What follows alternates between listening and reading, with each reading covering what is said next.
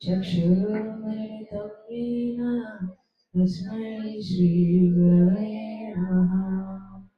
श्रीचैतन्यमनोभीष्टं स्थापितं येन भूतले स्वयं रूपः कदा मह्यं ददाति स्वपदान्तिकम्।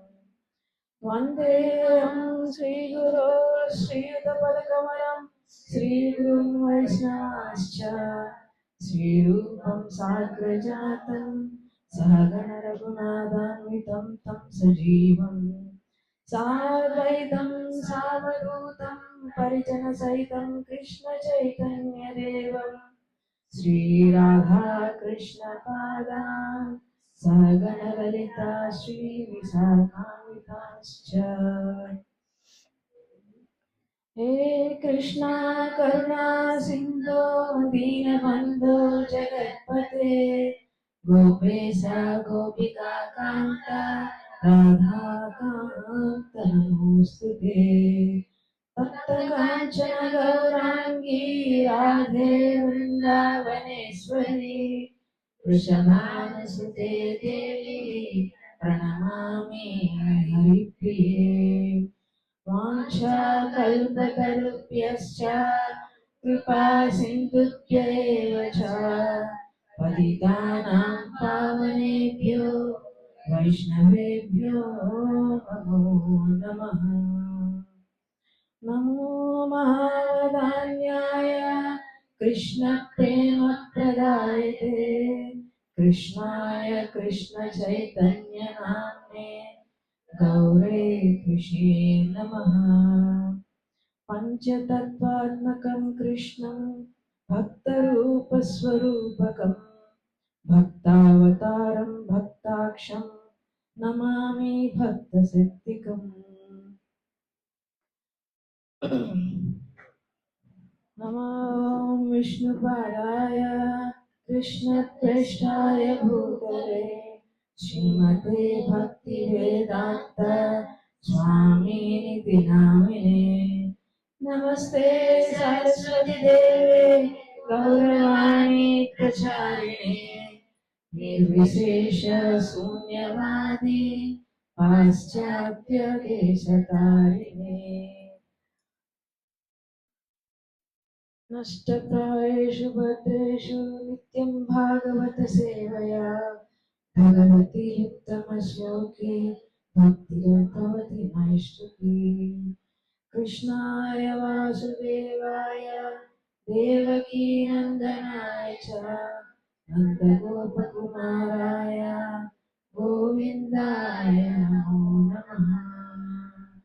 जय श्री कृष्ण चैतन्य प्रभु नित्यानंद श्री अद्वैत गदाधर श्रीवासादि गौर भक्त वृंदा। हरे कृष्णा कृष्ण कृष्णा हरे हरे हरे राम राम राम हरे हरे। ॐ नमो भगवते वासुदेवाय।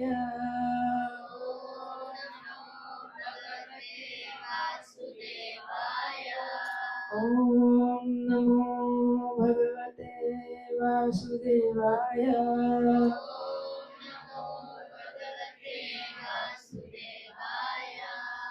ॐ नमो भगवते वासुदेवाय।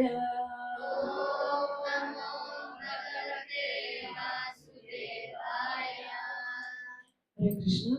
ఈరోజు ఆదివారం సత్సంగానికి ఇచ్చేసిన భక్తులందరికీ గొల్లపూడి శ్రీ జగన్నాథ మందిరం వారి తరఫున సాదర ఆహ్వానం పలుకుతున్నాను. హరే కృష్ణ.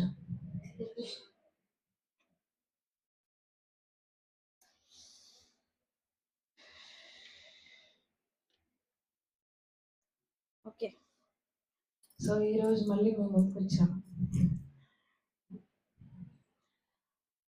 ఈరోజు భాగవతంలో సప్తమ అధ్యాయం సప్తమ స్కందం 1వ అధ్యాయం 33, 34, 35 శ్లోకాలు చెప్పుకుందాం. 3 శ్లోకాలు ఏంటండి అని చెప్పేసి మీరు కంగారు పడకండి. 3 శ్లోకాలు రిలేటెడ్‌గా ఉంటాయి కనుక 3 శ్లోకాలు వరుసగా పెట్టాము. కిందటి ఆదివారం కాక అంతకుముందు ఆదివారం 30, 30, 31, 32 చెప్పుకున్నాము. ఇప్పుడు 33, 34, 35 చెప్పుకుంటున్నాం అన్నమాట. సో ముందు నేను చెప్తాను, నాతో తర్వాత రిపీట్ చేయడానికి ట్రై చేయండి.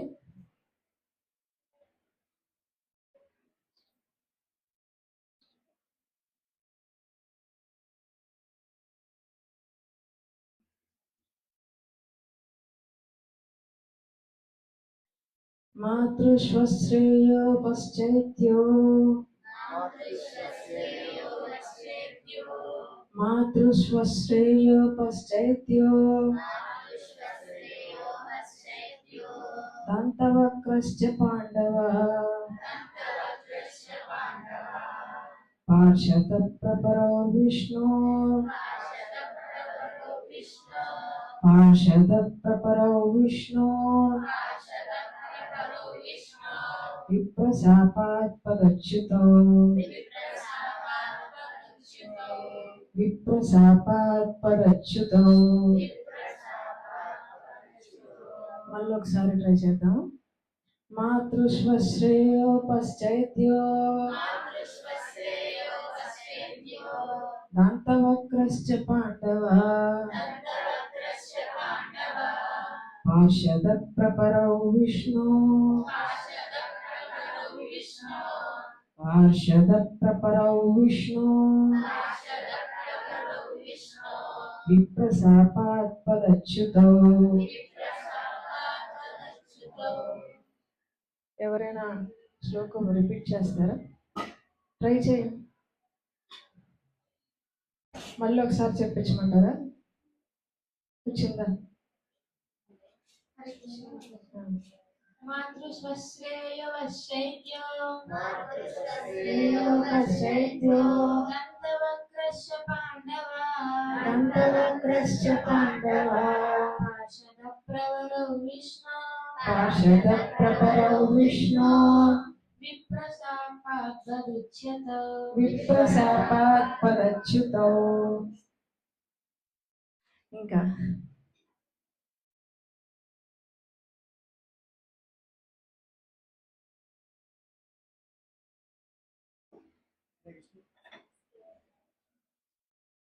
హరే కృష్ణ. మాతృశ్రేయో వృక్షద్యో మాతృశ్వశ్రేయో పశ్చైత్యో దంతవక్రశ్చ పాండవ దంతవక్రశ్చ పాండవ పార్షద ప్రవరో విష్ణు పార్షద ప్రపరౌ విష్ణు ప్రసాద్ ప్రవోదచ్యుతే విప్రసాద్ ప్రవోదచ్యుతే విప్రశాపాత్ పదచ్యుతో. అంటే అది కలిపి ఉంది కాబట్టి మీకు ప్రొనౌన్సియేషన్ కుదరట్లేదేమో. విష్ణోర్ విప్రశాపాత్ పదచ్యుతో, విష్ణోర్ విప్రశాపాత్ పదచ్యుతో. మనకి ఛందస్సులో కలిపేస్తారు అన్నమాట. అది విడివిడి అర్థాలు అన్నమాట. విష్ణోర్ విప్రశాపాత్ పదచ్యుతో. హరే కృష్ణ.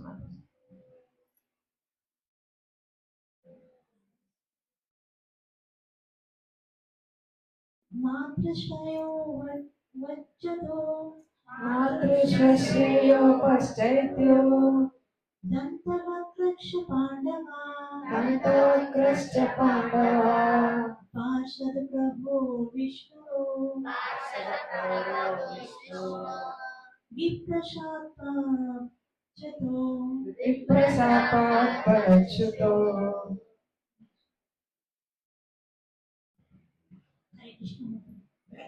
మాతృశ్వశ్రేయో వచ్చైత్యో మాతృశ్వశ్రేయో పశ్చైత్యో దంతవక్రశ్చ పాండవ దంతవక్రశ్చ పాండవ పార్షద ప్రవరౌ విష్ణు పార్షద ప్రపరౌ విష్ణు విప్రశాపాత్ విప్రశాపాత్ పదచ్యుతో శాపాత్ పదచ్యుతో. హరే కృష్ణ.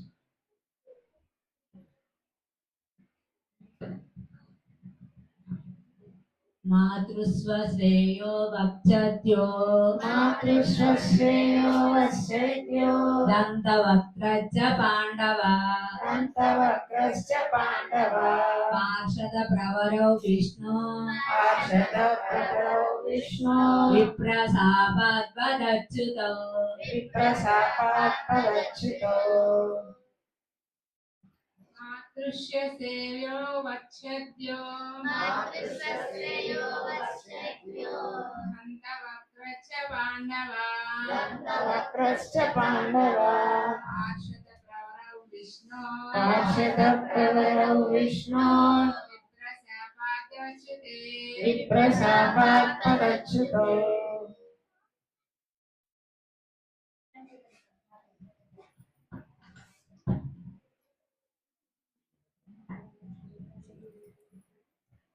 మాతృశ్వశ్రేయో పశ్చైత్యో మాతృశ్రేయో వశ్యత్యో దంతవక్త్రశ్చ పాండవ దంతవక్రశ్చ పాండవ పార్షద ప్రవరౌ విష్ణు పార్షద ప్రవరౌ విష్ణు విప్రశాపాత్పదచ్యుతౌ విప్రశాపాత్పదచ్యుతో హరే కృష్ణ అయిపోయిందా ఇంకెవరైనా ఉన్నారా ఓకే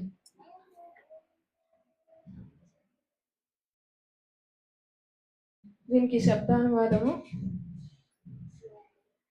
మాతృస్వశ్రేయ తల్లి యొక్క సోదరి కుమారుడు శిశుపాలుడు తల్లి యొక్క సోదరు వహ నీ యొక్క నీ యొక్క చైత్య చైత్య శిశుపాలుడు శిశుపాలుడు దంతవక్ర దంతవక్ర దంతవక్రుడు దంతవక్రుడు చ చ మరియు మరియు పాండవ పాండవ ఓ పాండవ ఓ పాండవ పార్షద ప్రవరో పార్షద ప్రవరవు ఇద్దరు మహోన్నత పార్షదులు ఇద్దరు మహోన్నత పార్షదులు విష్ణు విష్ణువు యొక్క విష్ణువు యొక్క విప్ర విప్ర బ్రాహ్మణుల యొక్క బ్రాహ్మణుల యొక్క శాపాత్ శాప కారణమున శాప కారణమున పద పద వైకుంఠ పదము నుండి వైకుంఠ పదము నుండి చ్యుతవు చిత్తవు పతనము చెందిరి పతనము చెందిరి భావం నారదముని పలికెను నారదముని పలికెను పాండవ శ్రేష్ఠ పాండవ శ్రేష్ఠ నీ పినతల్లి కొడుకులైన నీ పినతల్లి కొడుకులైన శిశుపాల దంతవక్రులు శిశుపాల దంతవక్రులు పూర్వము విష్ణు పార్షదులు పూర్వము విష్ణు పార్షదులు కానీ కానీ బ్రాహ్మణ శాపము వలన బ్రాహ్మణ శాపము వలన వారు వారు వైకుంఠము నుండి పతనము చెంది వైకుంఠము నుండి పతనము చెంది భౌతిక జగత్తును చేరిరి భౌతిక జగత్తును చేరిరి. ఇది చిన్న శ్లోకమే నీకు ఈ పాటికి భావం అర్థమై ఉంటుంది చెప్పిన తర్వాత నారదముని చెప్తున్నారన్నమాట ఎవరికి చెప్తున్నారు కాంటెక్స్ట్ ఏంటి అంటే ధర్మరాజుకి చెప్తున్నారు అనమాట నారదముని ధర్మరాజుకి వీళ్ళిద్దరికి మధ్య జరిగే సంభాషణ అన్నమాట నారదముని ధర్మరాజుకు చెప్తున్నారు ఏంటి మీ పినతల్లి యొక్క కొడుకులైన శిశుపాల దంతవక్రులు ఒకప్పుడు విష్ణు పార్షదులు వాళ్ళిద్దరూ ఒకప్పుడు విష్ణు పార్షదులు వాళ్ళు బ్రాహ్మణ శాపం వలన వాళ్ళు వైకుంఠంలో ఉండేవాళ్ళు పతనం చెంది భౌతిక జగత్తుకి వచ్చారు అని చెప్పేసి ధర్మరాజుకి చెప్తున్నారన్నమాట ఇది ఈ శ్లోకం ఓకే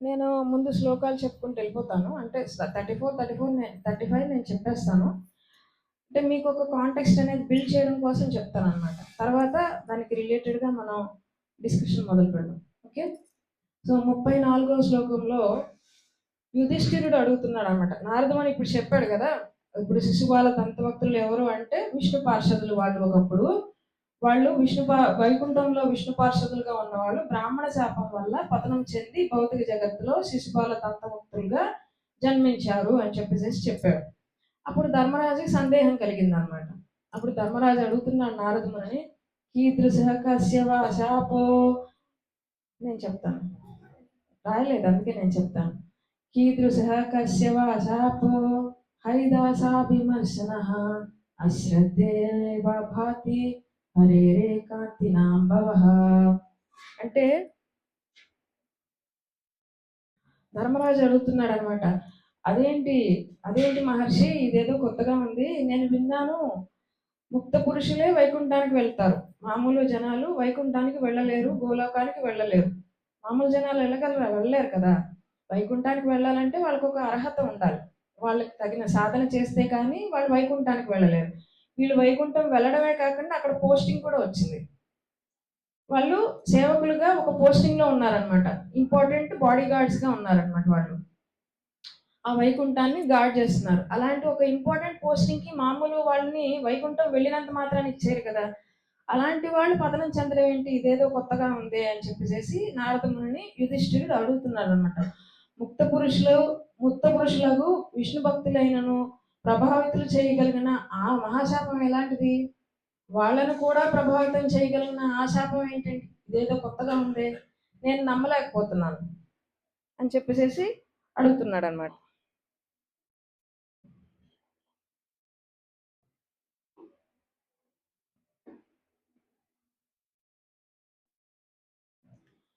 తర్వాత నెక్స్ట్ శ్లోకంలో దీనికి దీనికి ఎక్స్టెండెడ్ గా ఇంకో ప్రశ్న అడుగుతాడు. దేహేంద్రియా సుహీనానాం వైకుంఠపురవాసిన దేహ సంబంధ సంబద్ధ మేతదాఖ్యుతమర్హసి అని చెప్పి ఇప్పుడు దాన్ని యాడ్ చేస్తున్నానమాట. వైకుంఠంలో ఉండే వాసుల దేహాలు మామూలు భౌతిక జగత్తులో ఉండే వాళ్ళ దేహాల్లా కాదు కదా, అవి ఆధ్యాత్మిక దేహాలు అనమాట. అలాంటి దేహాలకి వాళ్ళకి దేహ సంబంధం ఏం ఉండదు, అంటే ఒక శారీరకంగా ఉండే వికారాలు కానీ అలాంటివి వాళ్ళకి ఏమి ఉండవు కదా. అలాంటి వాళ్ళకి శాపం ఎలా తగులుతుంది, వాళ్ళు ఎలా తప్పు చేస్తారు, వాళ్ళకి శాపం ఎలా తగులుతుంది, ఆ శాపం వాళ్ళ మీద కూడా ప్రభావం చూపించగలిగినంత గొప్పదా శాపం, అలాంటి శాపాన్ని ఎవరిచ్చారు, ఇది ఈ 3 శ్లోకాల్లో ఉన్న కాంటెక్స్ట్ అన్నమాట. ఇప్పుడు దీన్ని ముందుకు వెళ్ళాలంటే అది పెద్ద చర్చ అయిపోతుంది, పెద్ద స్టోరీ అవుతుంది. ఆ శాపం ఎవరిచ్చారు అని టూకీగా చెప్తాను, డీటెయిల్ గా కాదు. నేను నెక్స్ట్ నేను చెప్పాలనుకుంది వేరే విషయం అన్నమాట. శాపం కాంటెక్స్ట్ ఏంటంటే, సనక సనందనాథులు వస్తారు కదా, నలుగురు బ్రాహ్మణ కుమారులు. ఆ ఈ బ్రాహ్మణ కుమారులు వైకుంఠం వస్తారన్నమాట విష్ణుమూర్తిని దర్శించుకోవడానికి. వచ్చినప్పుడు ఈ జయ విజయులు ఎవరైతే విష్ణు పార్షదులు ఉంటారో వాళ్ళు వాళ్ళు గార్డ్ చేస్తున్నారనమాట. విష్ణుమూర్తి ప్రస్తుతము ఏకాంతంలో ఉన్నారు, ఆయన్ని దర్శించుకోవడానికి కుదరదు అని చెప్పేసి వాళ్ళని ఆపుతారనమాట. ఇప్పుడు ఆ సనక సనందనాథులు ఎవరైతే ఉన్నారో వాళ్ళు నలుగురు కుమారులు, వాళ్ళు మాకు ఎంట్రీ లేకపోవడం ఏంటి అని చెప్పేసి వాళ్ళు ఆగ్రహించి, అది పెద్ద స్టోరీలండి, ఎందుకు అలా శపించారు ఏంటి అనే స్టోరీ. తర్వాత ఇది వాళ్ళు శాపం ఇస్తారన్నమాట జయ విజయులకి, మమ్మల్ని అడ్డగించేంత శక్తిశాలు అయిపోయారా అని చెప్పేసి మా గురించి తెలియక చేస్తున్నావా అని చెప్పి వాళ్ళు శాపం ఇస్తారన్నమాట. నువ్వు విష్ణు భటులు అని చెప్పేసి గర్వంతో మీరు ఎవరిని పడితే వాళ్ళని ఆపేస్తున్నారు, మీకు ఎవరిని ఆపాలి ఎవరిని ఆపకూడదు అనే యుక్తాయుక్త విచక్షణ లేకుండా ప్రవర్తిస్తున్నారని చెప్పి శాపం ఇస్తారు. విష్ణు భటులు అని గర్వం కదా మీకు, విష్ణువుకి దూరం అయిపోతారు, మీరు విష్ణువుకి దూరం అయిపోవాలి అని చెప్పి శపిస్తారనమాట. ఇది శాపం. ఓకే, బ్రాహ్మణులు కానీ మామూలు బ్రాహ్మణులు కాదు, వాళ్ళు ఎప్పుడు చిరంజీవులు అనమాట. వాళ్ళు చిన్న వయసులో ఉంటారు, వాళ్ళ శాపం అంత గట్టిది అనమాట, వాళ్ళు చేసే సాధన అంతే. సో ఆ శాపం వల్ల వీళ్ళు జయ విజయులు తర్వాత వెళ్ళి స్వామికి మొరపెట్టుకుంటే అప్పుడు స్వామి ఏమంటారంటే, మీరేం బాధపడకండి, ఒక 3 జన్మలు మీరు నాకు నాకు వైరులుగా ఉంటే మిమ్మల్ని నేను సంహరించి మళ్ళీ 3 జన్మలు అయిపోయిన తర్వాత మళ్ళీ నా పార్షలుగా తిరిగి వచ్చేస్తారని చెప్పేసి చెప్తారన్నమాట. ఇది స్టోరీ, ఇది అందరికీ దాదాపు తెలిసిన స్టోరీ కదా. సో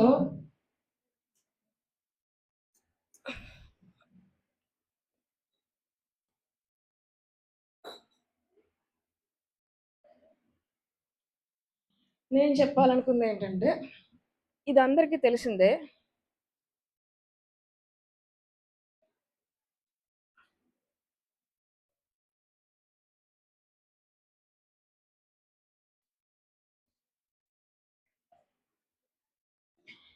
ఇదైతే అందరికీ తెలిసిందే.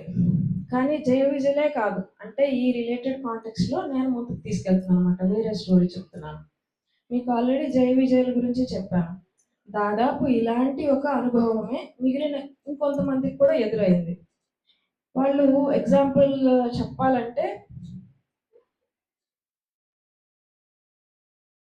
యమధర్మరాజు. యమధర్మరాజుకి కూడా శాపం వచ్చింది. ఆయన భక్తుడే. ఒక మంచి పోస్టింగ్‌లో ఉన్నాడు. యమధర్మరాజుకి కూడా శాపం వచ్చింది. కానీ ఆ శాపం కూడా భౌతిక జగత్తులో జన్మించమనే శాపం వచ్చింది. ఇప్పుడు నేను చెప్పాలనుకుంది ఏంటంటే, విష్ణు భక్తులు లేదా కృష్ణ భక్తులు, భక్తులైన వారికి శాపం కూడా ఒక వరం అవుతుందన్నమాట. ఎవరైతే భక్తులు ఉన్నారో వారికి శాపము, వరము రెండిటికి వ్యత్యాసం లేదు. అంటే సుఖము, దుఃఖము రెండు సమానమైనవి అనమాట. భగవద్గీతలో చెప్తాడు కదా, మాత్ర స్పర్శాస్తు కౌంతేయ శీతోష్ణ సుఖదుఃఖద ఆగమాపాయన నిత్య తాం స్థితిక్షస్వ భారత. అంటే సుఖ దుఃఖాలు అనేవి వచ్చిపోతూ ఉంటాయి, అవేమి శాశ్వతం కావు. సో భక్తులు అనేవాడికి సుఖము, దుఃఖము రెండు సమానమే, అలానే ఉంటారనమాట. అందుకని చెప్పి అలాంటి భక్తులకి శాపం కూడా ఒక వరం అవుతుందన్నమాట. అలాంటి భక్తుల్ని ఉద్ధరించడం కోసం భగవంతుడు ఏం చేస్తాడంటే వాళ్ళ శాపాన్ని కూడా ఒక లోక కళ్యాణం కోసం వాడతాడనమాట. వాళ్ళ వల్ల లోకానికి ఒక ప్రయోజనం చేకూరేలాగా, వాళ్ళ కీర్తి లోకంలో వర్ధిల్లేలాగా చేస్తాడనమాట భగవంతుడు. అలాంటి వాళ్ళలో ఒకళ్ళు జయ విజయులు. వాళ్ళిద్దరికి మనం ఇప్పుడు చెప్పుకున్నాము. రెండవది యమధర్మరాజు, మూడవది భీష్ముడు. ఈ మూడవది యమధర్మరాజు అంటే దాదాపు కొంతమందికి తెలుసు. జయ విజయులు అందరికీ తెలుసు. యమధర్మరాజు కొంతమందికి తెలుసు. భీష్ముడి గురించి ఎంతమందికి తెలుసు? భీష్ముడి గురించి తెలుసు. భీష్ముడు ఇలాగా ఒక శాపాన్నే వరంగా మార్చుకున్నాడు అని చెప్పేసి తనకి ఎలాగ అనుకూలంగా ఉంది అంటే, ఒక భక్తుడు తన శాపాన్ని కూడా లోక కళ్యాణం కోసం వాడారు కదా, అది కదా కాంటెక్స్ట్. సో భీష్ముడికి ఇది ఎలా వర్తించింది అదెవరికైనా తెలుసా? ఈరోజు అంటే నేను చెప్పదలుచుకుంది అదనమాట. ఇంతకుముందు క్లాసెస్లో దయానిధి ప్రభు యమధర్మరాజు గురించి, యమధర్మరాజుకి ఎలా శాపం వచ్చింది, తర్వాత ఆ శాపం వల్ల విదురుడిగా జన్మ ఎలా తీసుకున్నాడు అని చెప్పేసి కొన్ని క్లాసుల్లో చెప్పడం జరిగింది. అవును కదా, హనుమాండవ్య ఋషి యొక్క శాపం వల్ల యమధర్మరాజు విదురుడిగా మళ్ళీ జన్మ తీసుకోవడం జరిగింది. అది అందరికీ తెలుసు కదా, తెలుసు కదా. సో ఇప్పుడు భీష్ముడి గురించి చెప్పుకుందాం. భీష్ముడు జనరల్గా భీష్ముడు అంటే గుర్తించేది ఏంటి, అంటే మీకు గుర్తొచ్చేది ఏంటి చెప్పండి? భీష్ముడు అనగానే ఏం గుర్తొస్తుంది? భీష్ముడి పట్ల మీ యొక్క ఒపీనియన్స్ ఏంటి? ఓకే, త్యాగశీలి, బ్రహ్మచారి.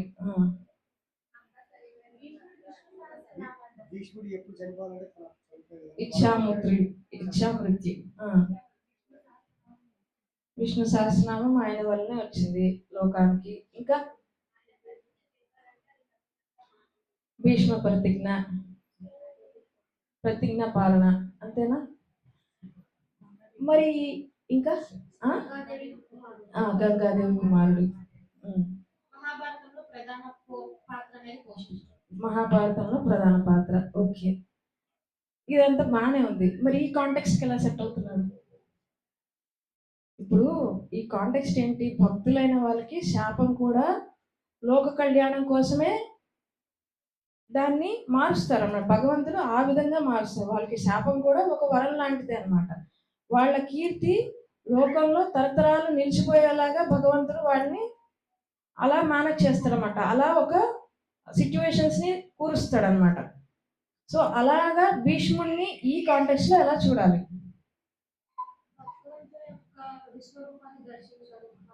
ఓకే, భగవంతుడు విశ్వరూపాన్ని దర్శించాడు.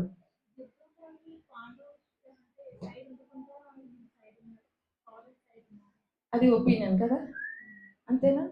పాండవుల సైడ్ ఉండకుండా కౌరవుల సైడ్ పోరాడాడు అంటే ధర్మం వైపు పోరాడలేదు, అధర్మం వైపు పోరాడాడు. అంటే ఏం చెప్పాలనుకుంటున్నారు? ఓకే. ఆ, ఆ,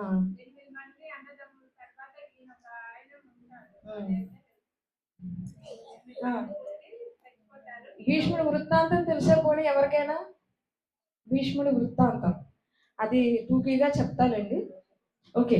సో టైం జరిగిపోతుంది. సో చెప్తాను ఏంటంటే భీష్ముడు ఈ కాంటెక్స్ట్ లో ఎలాగ సెట్ అవుతాడు. మీకు ఇంతకు ముందు వృత్తాసురుని కథ చెప్పాను. ఎంతమంది విన్నారు వృత్తాసురుని వృత్తాంతం? గుర్తుందా ఎవరికైనా వృత్తాసురుని వృత్తాంతం? వృత్తాసురుడు ఒక రాక్షసుడు అయినా సరే అతను ప్రార్థన చేసే గొప్ప భక్తుడు. రాక్షసుడైనా కూడా గొప్ప భక్తుడు. అతను కొన్ని ప్రార్థనలు చేశాడు. ఆ ప్రార్థనలు ప్రతి వైష్ణవుడికి ప్రతి భక్తుడికి తలమానికం అన్నమాట. ఎవడు ప్రతి భక్తుడు గుర్తుపెట్టుకోవాల్సిన ప్రార్థన అన్నమాట. అలాంటి ప్రార్థనలే భీష్ముడు కూడా చేశాడు. ఇప్పుడు ఆ వృత్తాంతం చెప్తున్నప్పుడు 12 మంది మహాజనులు ఉన్నారు అని చెప్పేసి చెప్పారు. ఇప్పుడైనా కొంచెం గుర్తొచ్చిందా? 12 మంది మహాజనులు. 12 మంది మహాజనుల్లో భీష్ముడు కూడా ఒకడు.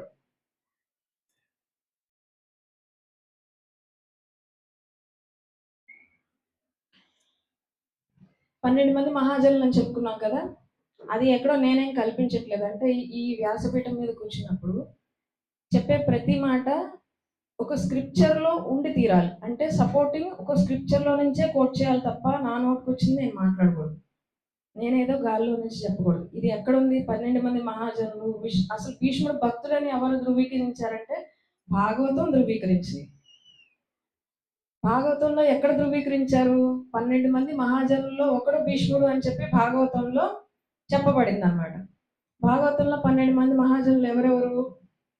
బ్రహ్మ, నారద, సుఖ, 4 కుమారులు సనత్ కుమారులు, ఇంకా కపిలుడు, మను, ప్రహ్లాదుడు, జనక మహారాజు, భీష్ముడు, బలి, యమధర్మరాజు. వీళ్ళందరూ కూడా, ఇంకా మహాదేవుడు. వీళ్ళందరూ కూడా 12 మంది మహాజనులు. దానికి శ్లోకం ఏముంటుంది? భాగవతంలో ఆరవ స్కందంలో 3వ అధ్యాయము 20-21 శ్లోకాల్లో చెప్పబడుతుంది అనమాట. మహాజనులు 12 మంది మహాజనులు. షష్టమ స్కందము 3వ అధ్యాయము 20-21 శ్లోకాల్లో 12 మంది మహాజనుల గురించి చెప్తారనమాట. ఏంటది? స్వయంభు నారద శంభు కుమార కపిలో మనువు ప్రహ్లాదో జనకో భీష్మ బలి వయం స్వకీర్వయం. ఇది 12 మంది ఈ మహాజనులు ఉన్నారు, వీళ్ళందరూ నా భక్తులు అని చెప్పి భాగవతంలో స్పష్టంగా చెప్పబడింది అనమాట. అందుకని చెప్తున్నా అనమాట, భీష్ముడు కూడా ఒక భక్తుడు. కానీ ఆ భక్తిని ఎలా నిరూపించుకున్నాడు? సాధారణంగా ఎవరు గుర్తించరు భీష్ముడు భక్తుడు అనే విషయం. ఎవరి స్ఫురణకు రాదు కదా. ఎవరి స్ఫురణకు రాదు. భీష్ముడు అనగానే ప్రతిజ్ఞ వచ్చేస్తుంది, బ్రహ్మచర్యం వచ్చేస్తుంది. మనసులోకి గుర్తు వచ్చేది ఏంటంటే భీష్ముడు అనగా భీష్మ ప్రతిజ్ఞ, లేకపోతే బ్రహ్మచారి, ఇవి గుర్తొస్తుంది. మహా అయితే త్యాగశీలి, ఇంతవరకు గుర్తొస్తుంది. కానీ భక్తుడు అనే విషయం ఎవరి స్ఫురణకి రాదనమాట. సో ఈరోజు ఎలా అతను మహాజనుడు ఎలా అయ్యాడు, అండ్ అతని డివోషన్ ఎలాంటిది, అతని భక్తి ఎలాంటిది అనేది చెప్పుకుందాం అన్నట్టు. భగవంతుడికి ఏ విధంగా సేవ చేసుకున్నాడు, ఇది ఈరోజు మనం చెప్పుకోబోయే విషయం.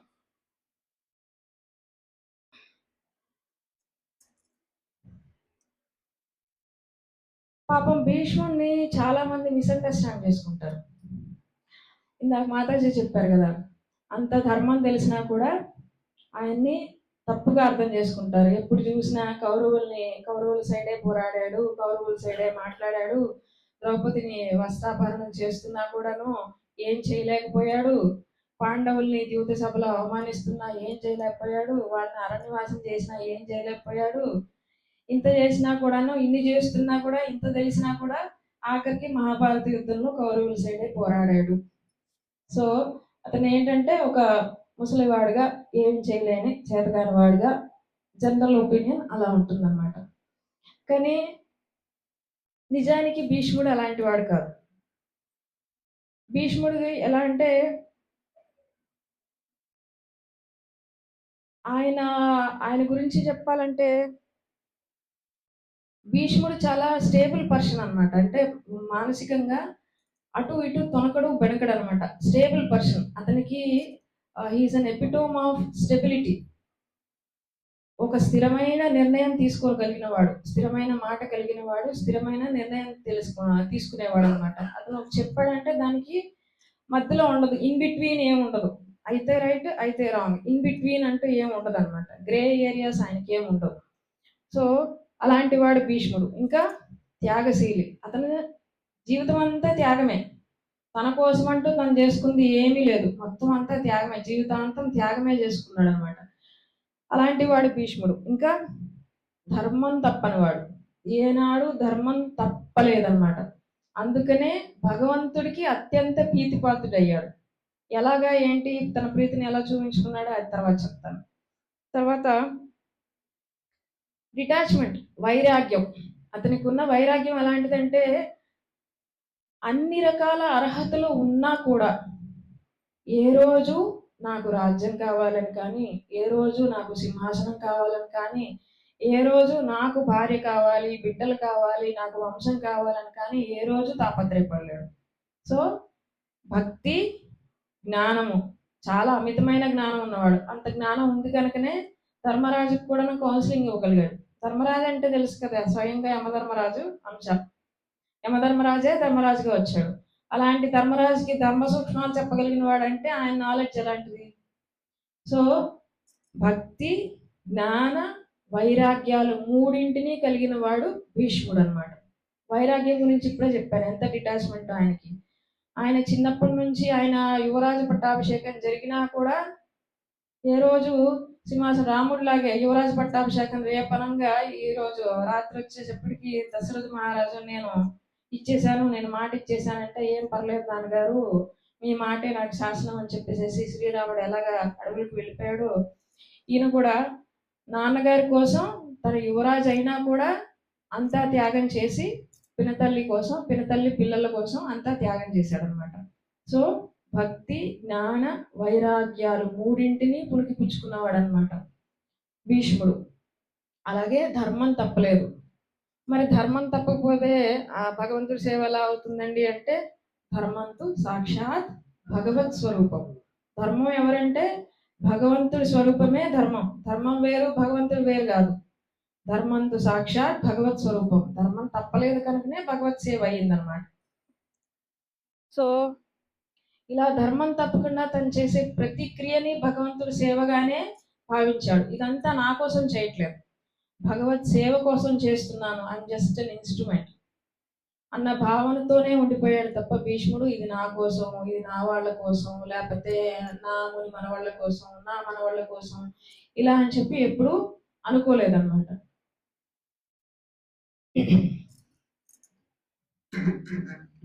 అలా అని చేతకాని వాడు కూడా కాదు, చాలా శౌర్య పరాక్రమాలు కలిగిన వ్యక్తి, పరశురాముడికి శిష్యుడు అనమాట.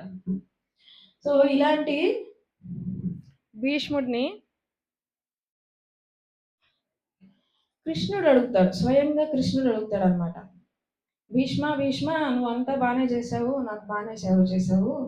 అంపశయ్య మీద పడుకున్నప్పుడు భీష్ముడి దగ్గరికి కృష్ణుడు వచ్చి, నువ్వంతా నా కోసం సేవ చేసావు, బాగానే ఉంది జీవితాంతం, ఇంకొక సేవ మిగిలింది చెయ్యాలి అని.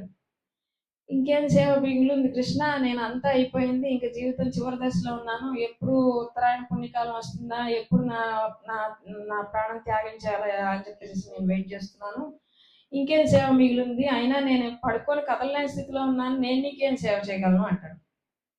అప్పుడు కృష్ణుడు అంటాడు, ధర్మరాజుకి ధర్మం నేర్పించు, అతను ఇప్పుడు చక్రవర్తి కాబోతున్నాడు. అలాంటి ధర్మరాజుకి నువ్వు ధర్మ సూక్ష్మాలు చెప్పాలి, అతను చక్రవర్తిగా ఎలా పాలించాలి, ఏం చేయాలి, ఏం చేయకూడదు, ధర్మ సూక్ష్మాలన్నీ నేర్పించాలంటే సరే ఓకే ఫైన్, ఈ సేవ కూడా చేస్తానని చెప్పి ధర్మరాజుని పంపించమంటాడు. అలా ధర్మరాజుని భీష్ముడి దగ్గర కౌన్సిల్కి పంపిస్తాడు కృష్ణుడు. తను చెప్పలేక కాదు, కృష్ణుడికి తెలియని ధర్మ సూక్ష్మాలు కావు ఇవన్నీ, తను చెప్పలేక కాదు, తనకు తెలియక కాదు, ధర్మరాజు వినడని కాదు. మరి ఎందుకు పంపించాడు? భక్తుడి యొక్క కీర్తిని లోకానికి తెలియజేసే ఒక లీల అన్నమాట ఇది.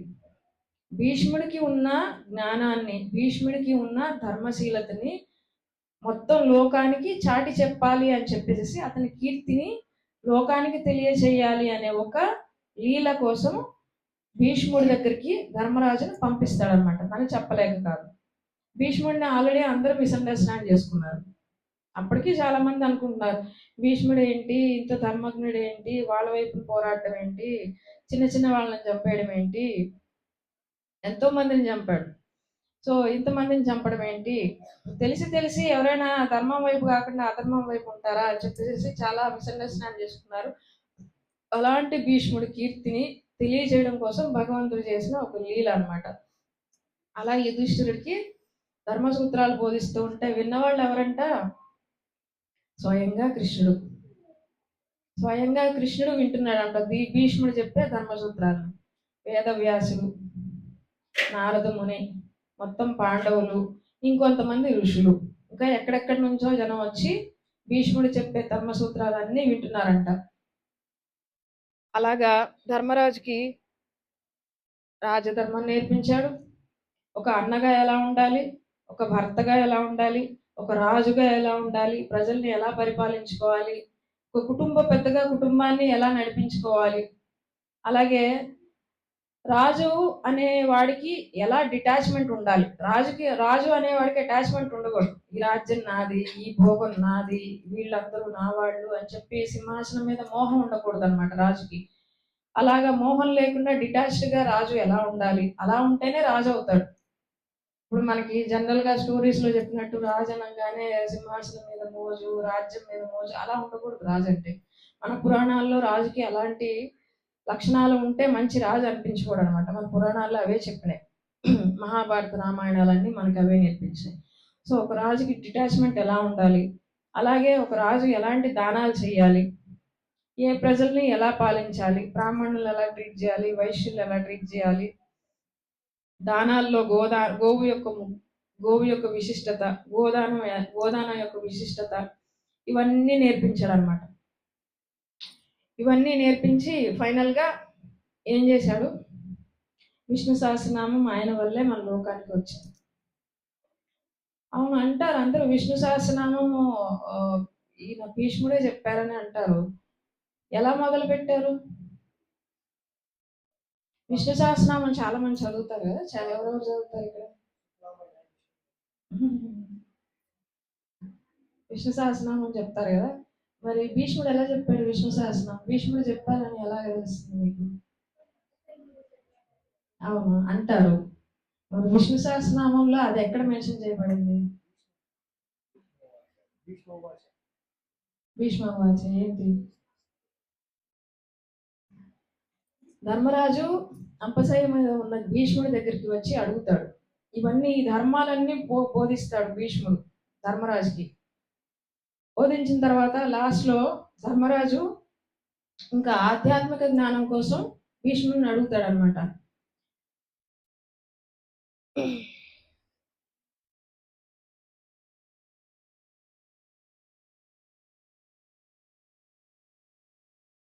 ఫస్ట్ మీకు విష్ణు సహస్రనామంలో శుక్రాంబరధరం విష్ణు అవన్నీ అయిపోయిన తర్వాత మీకు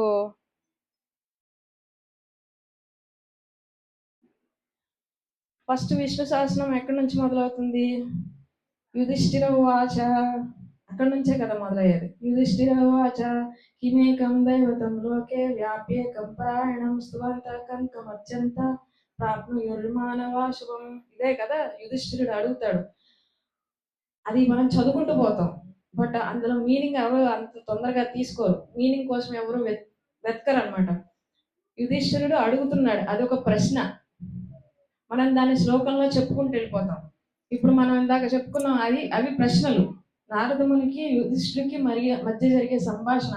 ఒకళ్ళు ప్రశ్నిస్తున్నారు, ఒకళ్ళు దానికి జవాబిస్తున్నారు. ఇందులో కూడా ఏంటంటే ప్రశ్న జవాబులే. విష్ణు సహస్రనామం ప్రశ్న జవాబులు. సో విష్ణు సహస్రనామం ఎలా మొదలవుతుంది? యుధిష్ఠిరుడు అడుగుతున్నాడు అనమాట. కిమేకం దైవతం లోకే వ్యాప్యేకం పరాయణం స్తువంత కంకమర్చంత ప్రాప్నుయుర్మానవ శుభం. అంటే ఈ లోకం మొత్తానికి ఎవరు అధిపతి, ఎవరు ఎవరు ఈ లోకాలన్నిటికీ అధిపతి, ఎవరిని మనం పూజించాలి, ఎవరిని మనం శరణు వేడాలి, ఎవరిని శరణు వేడితే మనకి మోక్షం లభిస్తుంది అని చెప్పేసి యుధిష్ఠిరుడు అడుగుతున్నాడు అనమాట. ఎవరిని? భీష్ముడిని అడుగుతున్నాడు. భీష్ముడు దానికి సమాధానం చెప్తున్నాడు అనమాట. జగత్ప్రభుం దేవదేవం అనంతం పురుషోత్తమం అని చెప్పేసి అలా చెప్పుకుంటూ వెళ్తాడు అనమాట. అది Vishnu Sahasranamam starting point. Starting point అంటే శుక్లాంబరధర విషయం కాదు, స్టార్టింగ్ పాయింట్ ఇదే అనమాట. సో ఇలాగా విష్ణు సహస్రనామం అంతా చెప్పుకుంటూ వెళ్ళాడు. అలా మనకి విష్ణు సహస్రనామం అనేది మనకి లోకానికి భీష్ముడు అందించాడు. సరే, మనకి భీష్ముడు లోకానికి అందించిన రెండు ముఖ్యమైన మన ఇది ఏంటంటారంటే రెండు ముఖ్యమైనవి శ్లోకాలు మనకి ఇచ్చారన్నమాట. ఒకటి విష్ణు సహస్రనామం చెప్పాను, రెండవది ఉంది మనకి అందరికీ తెలియదు, దక్షిణ భారతదేశంలో ఎవరికి అంత పరిచితం కాదు. రెండవది ఏంటంటే భీష్మస్తుతి. భీష్మస్తుతి ఎవరైనా విన్నారా? భీష్మస్తుతి. సో వైష్ణవులు భీష్మస్తుతిని కూడా జపం చేస్తారు. జపం కాదు, దాన్ని ఏంటంటే పఠిస్తూ ఉంటారనమాట. భీష్మస్తుతి కూడా అంతే ఇంపార్టెంట్ అనమాట. భీష్మస్తుతి ఏంటంటే భగవంతుణ్ణి స్తుతిస్తున్నాడు భీష్ముడు. ఎప్పుడు? Just before leaving his last breath. తన ఆఖరి నిమిషాలు, ఆఖరి శ్వాసకి ముందు భగవంతుణ్ణి స్తుతిస్తాడనమాట. దాన్ని భీష్మస్తుతి అంటారు. భీష్మస్తుతిని వైష్ణవులు చాలా మంది దాన్ని పఠిస్తూ ఉంటారనమాట. రోజు కనీసం ఒక్కసారైనా భీష్మస్తుతి పఠించాలి అని చెప్పేసి అనుకుంటారు. మనకి దక్షిణ భారతదేశంలో తక్కువ, కానీ మీరు నార్త్ ఇండియా అండ్ బృందావన్ అటువైపు వెళ్ళారనుకోండి, ఢిల్లీ, మధుర, బృందావన్ అటువైపు వెళ్తే భీష్మస్తుతి ప్రతి ఒక్కరికి, అంటే మనకి ఇప్పుడు ఎలాగా సరస్వతి ధ్యానము లేకపోతే గణపతి ధ్యానము ఇలాంటి శ్లోకాలు ఉంటాయో అందరికీ భీష్మస్తుతి నేర్పిస్తారనమాట.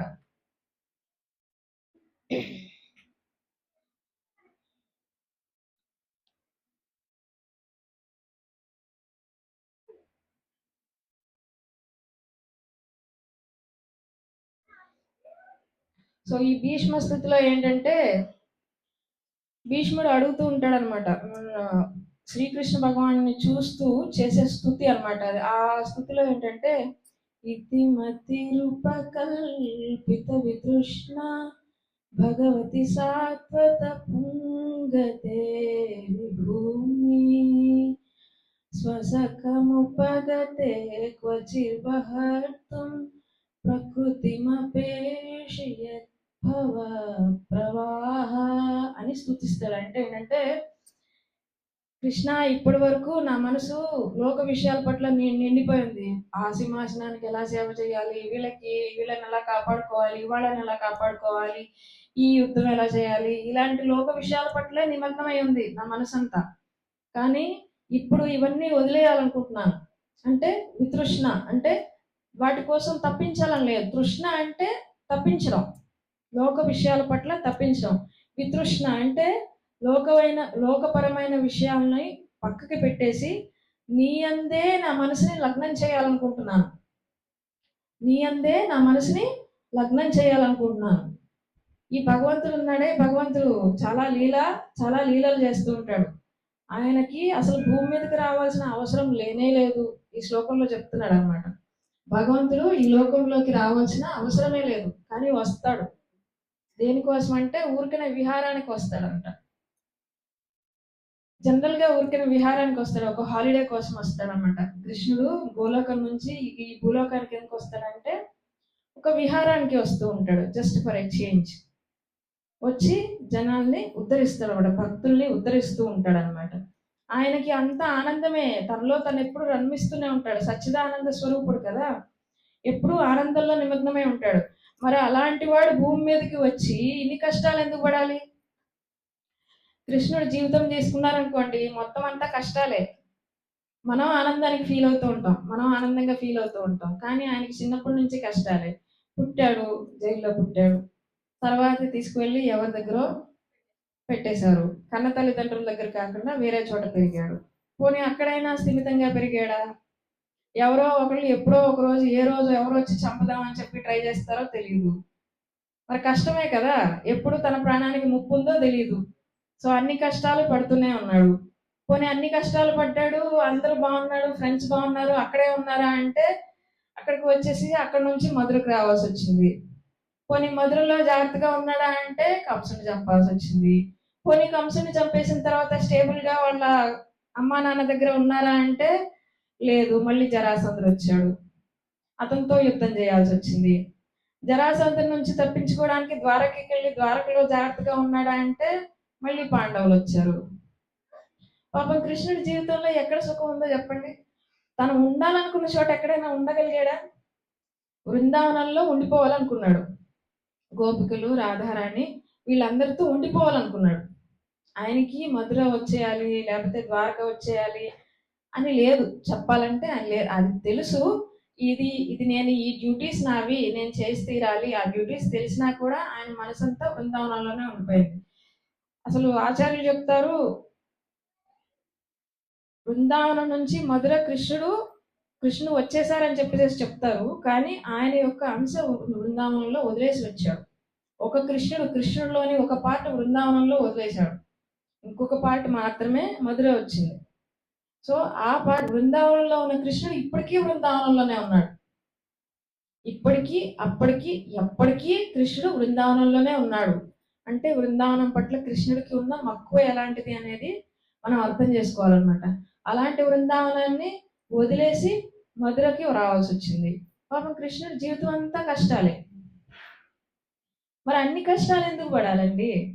ఆనందంగా ఇప్పుడు జనరల్గా ఎవరైనా స్థిమితంగా మనం ఎవరైనా ఏమనుకుంటారు? పీస్ఫుల్గా ఉండాలి, నా జీవితం కష్టాలమయం కావాలని ఎవరైనా కోరుకుంటారా?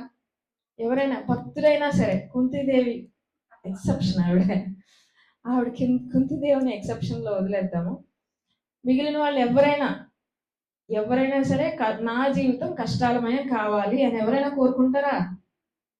పాపం ఈయన భగవంతుడు అయినా కూడా, అన్నీ చేయగలిగిన సమర్థుడు అయినా కూడా ఆయన వచ్చి భూమి మీద కష్టాలు అనుభవించారు. రామ అవతారమైన, కృష్ణ అవతారమైన, ఏ అవతారమైనా ఆయనకేమి బెడ్ ఆఫ్ రోజెస్ కాదు, ఆయనకేం పూలబాట కాదు, ముళ్ళబాటలానే గడిచిందనమాట. రాముడైతే ఇంకా మొత్తం భారతదేశం అంతా నడుచుకుంటూ తిరిగాడు. ఈయనన్నా కొంచెం రథం ఎక్కి తిరిగాడు, కానీ రాముడైతే నడుచుకుంటూనే తిరిగాడు. పాపం ఆయనకి ఎన్ని కాళ్ళలో ఎన్ని ముళ్ళు గుచ్చుకున్నాయో, ఎన్ని రాళ్ళు గుచ్చుకున్నాయో తెలియదు. పాపం ఈయన మాత్రం రథం ఎక్కి తిరిగారులే, కాకపోతే చెప్పులు వేసుకోలేదు. సో ఇలా అనమాట. సచ్చిదానంద స్వరూపుడు అయినా కూడా ఆయన లీల చేయడం కోసం ఒక హాలిడే ప్యాకేజ్ లాగా భూమి మీదకి వస్తాడంట, భక్తుల్ని ఉద్ధరించడం కోసం. అలాంటి పురుషోత్తముడి పట్ల నా మనసు లగ్నం అవ్వాలి అని చెప్పి భీష్ముడు స్తుతి చేస్తాడనమాట. ఇంకా చాలా చాలా స్టాన్జాస్ ఉంటాయి. అంటే ఎలాంటి కృష్ణుడిని స్మరిస్తున్నాను అని చెప్పేసి చాలా ఉంటుంది అనమాట. అంటే బృందావనంలో గోపికల మనసు దోచుకున్న కృష్ణుడిని నేను స్మరిస్తున్నాను. అలాగే రథసారథిగా అర్జునుడికి రథసారథ్యం వహించిన కృష్ణుడిని నేను స్మరిస్తున్నాను. అలాగే రథసారథ్యం వహిస్తూ ఉంటే యుద్ధంలో గుర్రాలు పరిగెడుతూ ఉంటే ధూళి లేస్తుంది కదా, ఆ ధూళి లేస్తూ ఉంటే మొహానికి ఆ ధూళి అంతా కప్పేసిందంట కృష్ణుడికి. ఆ ధూళి కప్పేసి యుద్ధంలో తిరుగుతూ ఉంటే ఆయనకి చెమటలు పడితే అది చాలా అందంగా ఉందంట భీష్ముడికి. అలా చెమటలు పట్టిన కృష్ణుడి మొహాన్ని తలుచుకుంటున్నాడంట. అలాంటి ముఖార విందు ఉన్న కృష్ణుడిని నేను స్మరిస్తున్నాను. అలాంటి కృష్ణుడు నా మనసులో నిండిపోవాలి అని చెప్పి అనేక విధాలుగా ప్రార్థిస్తాడు అనమాట. ఎంత భక్తపరాయణుడు అంటే భీష్ముడు ఒక ప్రతిజ్ఞ చేస్తాడనమాట. కృష్ణుడు నేను యుద్ధంలో ఆయుధం పట్టనని చెప్పేసి చెప్తాడు కదా. అర్జునుడు వస్తాడు కదా కృష్ణుడి దగ్గరికి వచ్చినప్పుడు, నేను కావాలా, నా సైన్యం కావాలా అని చెప్పి అడుగుతాడు కదా. నా సైన్యం కావాలంటే నేను రాను, నేను కావాలంటే నా సైన్యం రాదు అని చెప్పేసి షరతు పెడతాడు కదా. సరే, అది అయిపోయిన తర్వాత మరి నువ్వు సమర్థుడివి కదా అంటే నేను ఆయుధం పట్టనని చెప్పేస్తాడు. మరి కృష్ణుడు ప్రతిజ్ఞ పూరిన దాన్ని భీష్ముడు ఒక ప్రతిజ్ఞ చేస్తాడనమాట. కృష్ణుడు ఆయుధం పట్టనన్నాడా, అయితే నేను ఆయన ఆయుధం పట్టేలా చేస్తాను, ఇది నా ప్రతిజ్ఞ అని చెప్పేసి భీష్ముడు ప్రతిజ్ఞ చేస్తాడు. ఆయన ప్రతిజ్ఞ నిలపడం కోసం యుద్ధంలో కృష్ణుడు 2 సార్లు, ఒకటి కాదు 2 సార్లు ఆయుధం పట్టుకొని వస్తాడు భీష్ముడిని చంపేయడానికి. 2 సార్లు ఆయుధం పట్టుకొని వస్తాడనమాట. అంటే భక్తుడి యొక్క మాటను నిలపడం కోసం తన ప్రతిజ్ఞను కూడా పక్కన పెట్టేస్తాడనమాట. అలాంటి భక్తపరాయణుడైన కృష్ణుడిని నేను ధ్యానిస్తున్నాను. అలా భీష్ముడి మీదకి వస్తా ఉంటే పాపం ఎంత ఒక సింహంలాగా దూసుకొని వస్తా ఉంటే చక్రం పట్టుకొని, సుదర్శన చక్రం కాదు, బండి చక్రం. బండి చక్రం పట్టుకొని వస్తున్నప్పుడు కృష్ణుడి ఉత్తరీయం జారి పడిపోతుందంట. సింహంలా దూసుకొని వస్తూ ఉంటే కృష్ణుడు ఉత్తరీయం జారి పడిపోతే భీష్ముడు భయపడలేదంట. భయపడకుండా ఉత్తరీయం జారిపోయిన కృష్ణుని అలా చూస్తూ ఉండిపోయాడంట. అది చాలా అందంగా అనిపించిందంట భీష్ముడికి. ఆ అందమైన కృష్ణ రూపాన్ని నా మనసులో నిలుపుకొని, ఆ అందమైన కృష్ణుడు నా మనసులో ఉండిపోవాలని చెప్పి రకరకాలుగా భీష్ముడు స్తుతిస్తాడనమాట. ఇలాంటి భీష్మ స్తుతిని కూడా భక్తులు ధ్యానిస్తూ ఉంటారన్నమాట.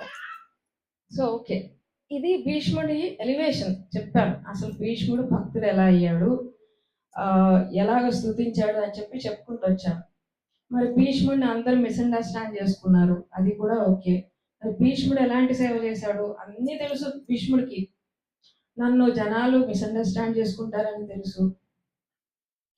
అలాగే ఈ యుద్ధంలో నేను ఓడిపోవడం తథ్యమని కూడా తెలుసు. మహాభారత యుద్ధం స్టార్ట్ అయినప్పుడే నేను అధర్మం పక్కన నిలబడి ఉన్నాను కాబట్టి నా ఓటమి గ్యారంటీడ్. నేను ఓడిపోతాను, నేను చచ్చిపోతాను, ఆ విషయం కూడా తెలుసు. మరి అది తెలిసి కూడా యుద్ధంలో పాల్గొన్నాడు అనమాట. సో అలాంటి భీష్ముడు అన్నమాట. సో అర్జునుడు సేవ చేశాడని చెప్పేసి అందరూ అనుకుంటారు, కృష్ణుడికి అర్జునుడు సేవ చేశాడు, చాలా బాగా సేవ చేశాడు అనుకుంటాడు. కానీ అర్జునుడి కన్నా భీష్ముడి సేవ అనేది చాలా కాంప్లికేటెడ్ అన్నమాట. ఇతను డ్యూయల్ రోల్ ప్లే చేశాడనమాట. అక్కడ భగవంతుడు సేవ చేస్తూనే ఆ భగవంతుడి సేవ ఎలాగా వైరుల పట్ల ఉండి సేవ చేశాడు. దుర్మార్గుల పట్ల ఉంటూనే ధర్మం నిలబడాలని చెప్పేసి చేసిన సేవ భీష్ముడి సేవ అన్నమాట. ఓకే, సో ఇలాంటి భీష్ముడి వృత్తాంతం ఎంతమంది తెలుసు? వృత్తాంతం భీష్ముడి గురించి ఈ లైఫ్ హిస్టరీ చాలా మందికి తెలుసు, చాలా మందికి చూచాయిగా తెలుసు. వృత్తాంతం ఏంటి? ఇప్పుడు మాతాజీ చెప్పారు, అది కూడా ఒక శాపం వల్లనే జన్మించాడు అని చెప్పేసి అన్నారు కదా. మరి ఆ శాపం ఏంటి, అతని వృత్తాంతం ఏంటి తెలీదా? భీష్ముడు ఒక వసువు. వసువు అంటే వీళ్ళు సెలెస్టియల్ బాడీస్ అన్నమాట. అంటే ఇంద్రుడి దగ్గర ఉండే ఒక అంటే ఇప్పుడు అగ్ని, వరుణుడు వీళ్ళందరూ ఎలా పంచభూతాలు ఎలాగ ఇంద్రుడి ఆధిపత్యంలో ఎలా అయితే పనిచేస్తూ ఉంటారో ఈ వసువులు కూడా అలానే పనిచేస్తూ ఉంటారు అన్నమాట. ఇంద్రుడికి సహాయం చేస్తూ ఉంటారు. ఇండైరెక్ట్ గా చెప్పాలంటే విష్ణువు పాలన చేస్తున్నప్పుడు విష్ణువుకి ఇంద్రుడు ఒక మేనేజింగ్ డైరెక్టర్ లాగా సేవ చేస్తూ ఉంటాడు. అలాంటి ఇంద్రుడి దగ్గర పంచభూతాలు ఉంటాయి. ఆ పంచభూతాలకి వీళ్ళు ఎక్స్టెండెడ్ సేవలు చేస్తూ ఉంటారు అన్నమాట వసువులు అనేవాళ్ళు.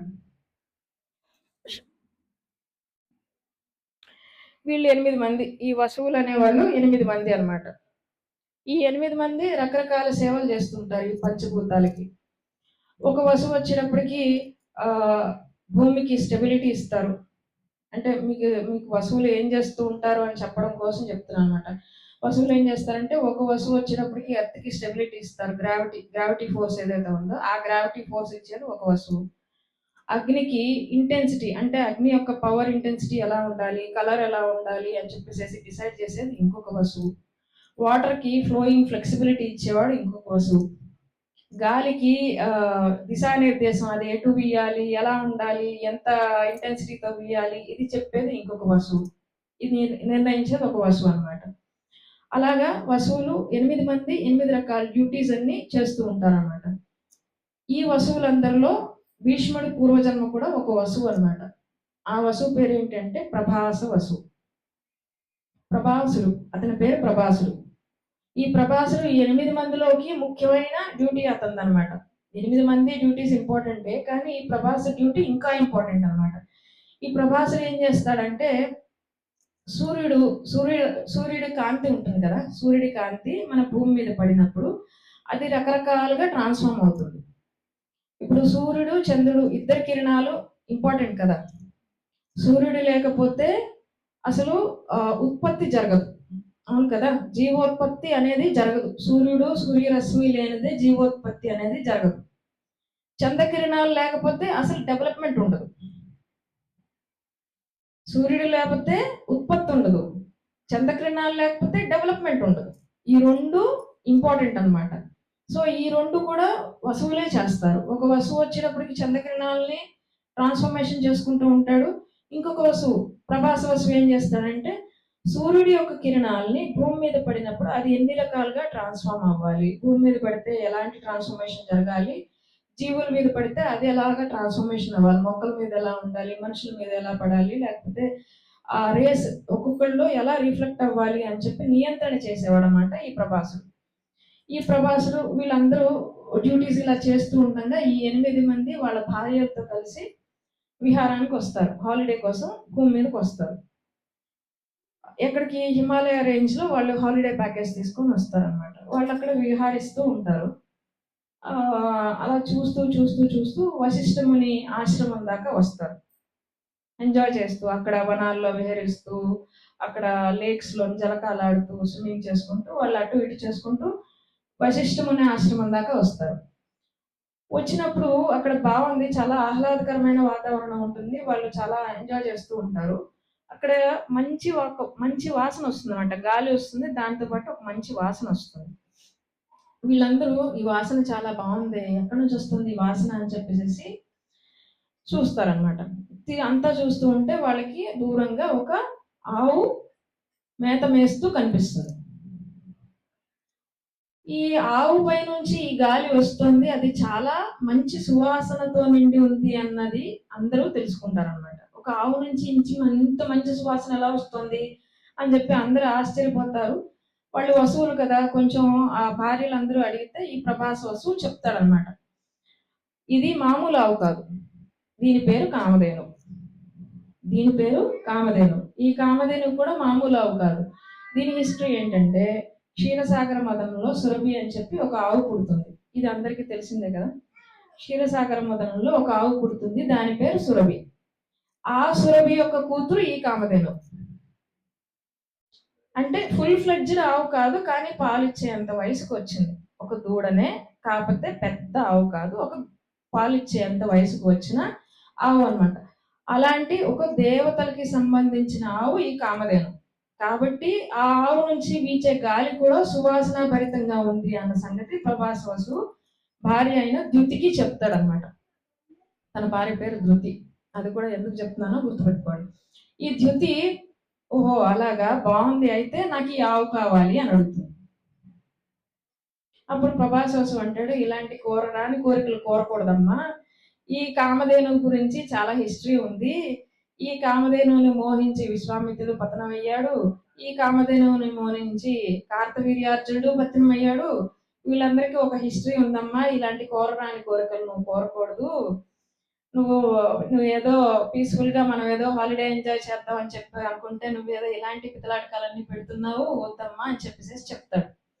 అయినా సరే భార్య ఏమంటుంది, లేదు, ఇది ఎవరి దగ్గర ఉంది, వశిష్ఠముని ఆశ్రమంలో ఉంది. ఒక బ్రాహ్మణుడి దగ్గర ఆవు ఉంటే ఏం జరుగుతుంది, ఏమంత సాధిస్తాడు? బ్రాహ్మణుడి దగ్గర ఆవు ఉంటుంది, ఏం సాధిస్తాడు? దాని పాలు పితికి మహా అయితే పూజా కార్యక్రమాలు నిర్వహిస్తాడు, అంతకన్నా ఏం చేస్తాడు? అదే ఒక రాజు దగ్గర ఉందనుకో, అదే ఆవు ఒక రాజు దగ్గర ఉందనుకో, ఆ రాజుకి చాలా డ్యూటీస్ ఉంటాయి కదా. కామధేను అంటే ఏంటి, మనం కోరిన ధర్మమైన కోరికల్ని తీర్చేది కామధేను. ధర్మమైన కోరికల్ని, అధర్మం కాదు, ధర్మమైన కోరికల్ని తీర్చేది కామధేను. అలాంటి ధర్మమైన కోరికలు, ధర్మమైన డ్యూటీస్ ఎవరికి ఉంటాయి? ఒక రాజు దగ్గర ఉందనుకో అందరికి ఉపయోగపడుతుంది. బ్రాహ్మణుడి దగ్గర ఉంటే అతనికి మాత్రమే ఉపయోగపడుతుంది, తన ఆశ్రమం వరకే ఉపయోగపడుతుంది. రాజు దగ్గర ఉంటే మొత్తం అందరికి ఉపయోగపడుతుంది. లేదు నాకు ఒక ఫ్రెండ్ ఉంది, వృషినర అని చెప్పేసి నాకు ఒక ఫ్రెండ్ ఉంది, ఆ ఫ్రెండ్కి కామధేనువుని ఇద్దాము, నాకు ఆ కామధేను కావాలి అని పట్టుబడుతుంది. శతవిధాలా ప్రయత్నిస్తాడు పాపం ఈ ప్రభాస్ వసువు చెప్పడానికి, వద్దమ్మా వద్దు అని చెప్పి. కానీ ఈవిడ ఒక లిటిగేషన్ పెడుతుంది, ఏదో భార్య అడిగితే కాదంటావా, ఏదో హాలిడే ఎంజాయ్ చేద్దామని వచ్చాం, హాలిడే ఎంజాయ్ చేయడానికి వచ్చిన భార్య ఒక కోరిక కోరితే కాదంటాం, ఇది నీకు భావ్యమేనా? అలా చేయకూడదు, నువ్వు ఇచ్చి తీరాల్సిందే, నాకు ఈ ఆవు కావాల్సిందే అంటాడు. ఇంకా తప్పక సరేనని చెప్పేసి ప్రభాస్ వసు వెళ్తాడు. ఈ మిగిలిన 7 మంది ఉంటారు కదా వసువులు, వీళ్ళన్నా కొంచెం బుద్ధి చెప్పాలి కదా. లేదమ్మా, ఇది మంచిది కాదు, ఉన్నది ఊడిపోయేలా ఉంది ఇక్కడ, మన మన పోస్టులన్నీ ఊడిపోతాయి, మనకి ఎలాంటి గతి పడుతుందో మనకు తెలీదు, హిస్టరీ అంతా చెప్పాడు కదా ఇప్పుడే, కార్తవీర్యార్జునుడి గురించి విశ్వామిత్రుడి గురించి చెప్పాడు కదా, ఇదంతా విన్న తర్వాత కూడా నువ్వు ఇంకా పట్టుబడటం మంచిది కాదు అని చెప్పేసి చెప్పాలి కదా, చెప్పలేదు. వాళ్ళందరూ కలిసి 8 మంది వసువులు వాళ్ళ భార్యలు అందరూ కలిసి కామధేను దొంగిలించుకొని పోతారు, తస్కరించుకొని తీసుకెళ్ళిపోతారు అనమాట. తర్వాత కొంత సమయానికి వశిష్ఠుడు వస్తాడు. వశిష్ఠుడు వచ్చి ఏది కామధేను ఎక్కడుంది అంటాడు. వేర్ ఇస్ మై కౌ అని అడుగుతాడు అనమాట. వస్తే అక్కడ ఆశ్రమంలో వాళ్ళు వచ్చి, లేదండి ఇలా దొంగతనం చేసుకొని వెళ్ళిపోయారు ఎవరు అని చెప్పేసి అంటారు. ఎవరు వాళ్ళు అంటే, తెలియదండి, ఎవరు వచ్చారు, విహారం చేయడానికి వచ్చారు, ఫోన్లే హాలిడే ఎంజాయ్ చేస్తున్నారు అనుకుంటే ఆవును ఎత్తుకెళ్ళిపోయారు, క్షణంలో వచ్చి అలా మాయమైపోయారు అని చెప్పేసి అంటారు అన్నమాట. సరే, వశిష్ఠుడు మామూలు దృష్టి కాదు కదా, తన దివ్య దృష్టితోనూ ఏం జరిగిందని చెప్పేసి తెలుసుకుంటాడు.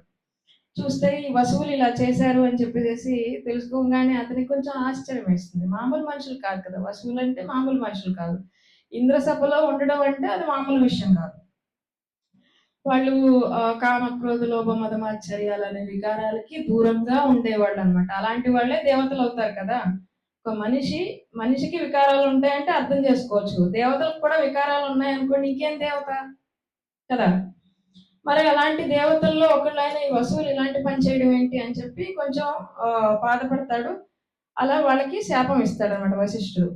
మీరు ఇలాంటి వికారాలకి లోనయ్యారు కనుక, ఒక మామూలు మనిషి చేసే పనులు మీరు చేశారు కనుక, మనిషిగా జన్మ తీసుకొని మీరు బాధలు అనుభవించండి, మీరు కష్టాలు అనుభవించండి అని చెప్పేసి 8 మందిని శపిస్తాడు. ఈ శపించిన తర్వాత వీళ్ళందరూ వచ్చి, బాబు తప్పైపోయింది ఋషివర్య, తప్పైపోయింది, మమ్మల్ని క్షమించండి, ఏదో భార్య అడిగితే ఇలాంటి పని చేశాము, తప్పైపోయింది, ఇదిగోండి కామధేను అని చెప్పేసి మీ ఆవును మీకు తిరిగి ఇచ్చేస్తున్నాం, రిటర్న్ చేస్తున్నాం, ప్యాకేజ్ రిటర్న్, దయచేసి మీ శాపాన్ని కూడా వెనక్కి తీసుకోండి అని చెప్పేసి బతిమాలుతారు అనమాట. సో అప్పుడు వశిష్ఠుడు ఏమంటాడు, మీరు చేసిన తప్పే, దాన్ని పశ్చాత్తాపడటం ఓకే, కానీ ఒకసారి శాపం ఇచ్చిన తర్వాత దాన్ని నేను వెనక్కి తీసుకోలేను, దాని విమోచనం చెప్తానని చెప్పేసి ఏమంటాడంటే, ఈ ప్రభాస వసువు తప్ప మిగిలిన వాళ్ళందరూ కేవలం సహాయం చేశారు కాబట్టి మీ ఇంటెన్సిటీ, శాపం యొక్క ఇంటెన్సిటీ తగ్గిస్తాను. మీరు ఒక తల్లి కడుపున పుట్టి గర్భస్థ నరకం అని చెప్పి అంటారు కదా, తల్లి కడుపులో ఉండడం అనేది అంత ఈజీ పీజీ అని చెప్పేసి అలా ఏం ఉండదు అనమాట. ఒక తల్లి కడుపులో చాలా రకాల నరకం అనుభవించాల్సి వస్తుంది అనమాట. అది కట్టిక చీకట్లో ఉండి మాంసము, నెత్తురు, నెజ్జ అన్నీ ఉంటాయి అనమాట. దాని చుట్టూ తిరుగుతూ ఉండటం అనేది ఒక నరకం. ఆ గర్భస్థ నరకాన్ని అనుభవించి తల్లి గర్భం నుంచి నువ్వు బయటికి రాగానే ఆ తల్లి వల్ల మీరు శరీరం వదిలిపెట్టి మళ్ళీ మీ వసుత్వంలోకి వచ్చేస్తారు మీ 7 అని చెప్పేసి వాళ్ళకి ఇంటెన్సిటీ తగ్గించాడు. అయితే ఈ ప్రభాస్ వసుకు మాత్రం నువ్వు చేసింది మాత్రం క్షమించడానికి తప్పు, కాబట్టి నీకు మాత్రము నువ్వు అనుభవించాల్సిందే అని చెప్పి నువ్వు దీర్ఘాయుడువయ్యి భూమి మీద దీర్ఘాయుడువయ్యి ఎలాంటి సంతానం లేకుండా కష్టాలు అనుభవించు అని చెప్పి పంపించేస్తాడు.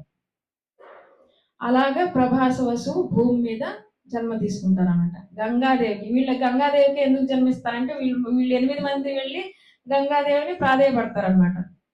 అమ్మ మాకు ఇలాగా వశిష్ఠుడు శాపాన్ని ఇచ్చాడు, కాబట్టి దయచేసి మాకు మీరు హెల్ప్ చేయండి, మేము అందరి కడుపులో పుట్టలేము అని చెప్పేసి వాళ్ళ శాపం గురించి అంతా చెప్పిన తర్వాత గంగాదేవి సరేనని చెప్పేసి నేను హెల్ప్ చేస్తానని గంగాదేవి అంటుంది. ఆ తర్వాత గంగాదేవి శంతనుని వివాహం చేసుకోవడం, 7 మంది పుత్రుల్ని గంగలో కలిపేయడం, వాళ్ళ జీవితాన్ని అలా సమాప్తం చేయడం, 8వ వాడైన భీష్ముడు పుట్టడం, ఇదంతా జరుగుతుందన్నమాట. ఇది భీష్ముడి యొక్క వృత్తాంతం అనమాట. సో ఈ భీష్ముడు అంత శౌర్యశాలి అయినా కూడా అతని స్టడీయింగ్ ఎక్కడ జరుగుతుంది? పరశురాముడి దగ్గర యుద్ధ విద్య నేర్చుకుంటాడు. వశిష్ఠుడి దగ్గరికే మళ్ళీ గంగాదేవి తీసుకుపోయి మళ్ళీ రాజవిద్య నేర్పిస్తుంది. మళ్ళీ ఆధ్యాత్మిక విద్య అంతా మార్కండేయుడి దగ్గర నేర్చుకుంటాడు.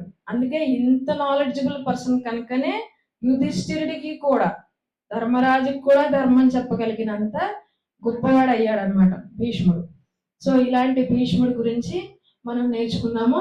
అండ్ ఈ భీష్ముడి గురించి తెలుసుకోవడానికి కృష్ణుడు స్వయంగా భీష్మ అష్టమి అని చెప్పేసి ఒకటి సెలబ్రేట్ చేస్తారు. ఇక మీదట నీ పేరు మీద భీష్మాష్టమి అని చెప్పేసి ఒక తిథి ఉంటుంది. ఆ తిథి రోజున కొంతమంది తర్పణాలు కూడా ఇస్తారు భీష్ముడికి. ఎంతమందికి తెలుసో నాకు తెలియదు. భీష్ముడికి తర్పణాలు వదులుతారు. అలాగే భీష్ముడి గురించి ఆ రోజున తలుచుకొని భీష్మ స్తుతిని చేస్తారనమాట. భీష్మ ఏకాదశి వేరు. భీష్మ ఏకాదశి విష్ణు సహస్రనామం పుట్టింది అని చెప్పి అంటారు. బట్ ఈ భీష్మ అష్టమి అనేది ఆయన శరీరం విడిచిపెట్టిన రోజు అనమాట. భీష్ముడి శరీరం విడిచిపెట్టింది భీష్మ అష్టమి. అది మాఘమాసం శుక్లపక్షం అష్టమిన వస్తుంది. సమ్వేర్ అరౌండ్ జనవరి ఫిబ్రవరి ఆ టైంలో వింటర్లో వస్తుంది అనమాట. సో ఇది భీష్ముడి వృత్తాంతం. ఈ విధంగా భీష్ముడు మహాజనుల్లో ఒక వాడయి భగవంతుడికి సేవ చేశాడనమాట. తనని అందరూ లోకం అనేది తనని నిందిస్తుందని తెలిసినా, తన కౌరవుల పక్షాన ఉన్నా, భగవంతుడి సేవ కోసం నన్ను ఎవరన్నా కూడా పర్వాలేదు, నన్ను ఎవరైనా నిందించినా పర్వాలేదు అని చెప్పి భగవంతుడి సేవ చేసుకుంటూ భగవంతుడు చెప్పిన ప్రతి ఆజ్ఞని శిరసా వేస్తూ ఆయన విశ్వరూపాన్ని సందర్శించాడు. ఆయన యొక్క రుద్ర రూపాన్ని కూడా సందర్శించాడు అనమాట. ఆఖరికి కృష్ణుడు చూస్తూ ఉండగా ఆయన పాదాల చెంత ఆయన ముఖారవిందాన్ని దర్శిస్తూ తన చివరి శ్వాసని విడిచిపెట్టాడు అనమాట. ఇది భీష్ముడి వృత్తాంతం అనమాట.